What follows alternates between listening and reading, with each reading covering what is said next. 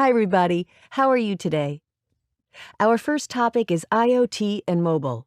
First, I want you to watch a video about this topic. This is the preview of a video that explains Internet of Things. Now, all kinds of everyday objects can connect to the internet, including cars, thermostats, sporting equipment, refrigerators, and even shoes. This is known as the Internet of Things. Now, you may be wondering, why would shoes need to connect to the internet? Well, the shoes can collect data, like how many steps you take, which can be viewed from another internet-connected device, like a smartphone.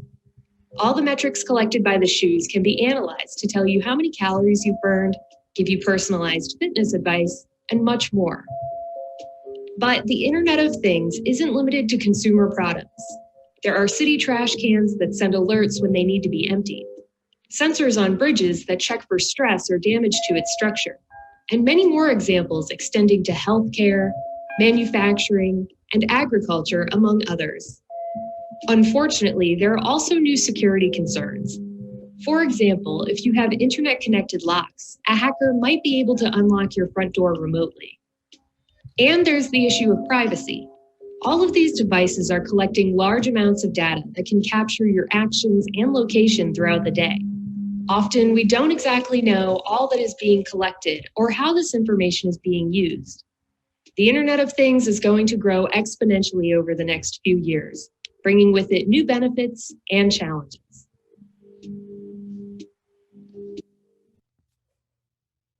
The IoT is a giant network of connected things and people, all of which collect and share data about the way they are used and about the environment around them. The idea of adding sensors and intelligence to basic objects was discussed throughout the 1980s and 1990s. The first example was internet-connected vending machines. The progress was slow simply because the technology wasn't ready.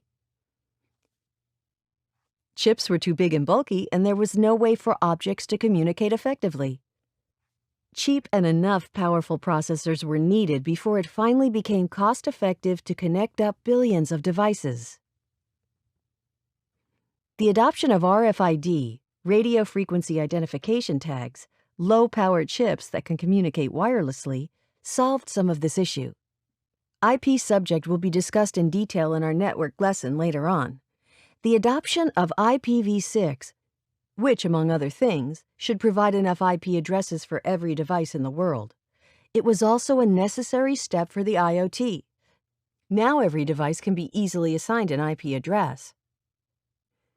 As consumers, we all interact with these devices, and they can receive a lot of data from us even with minimal human intervention.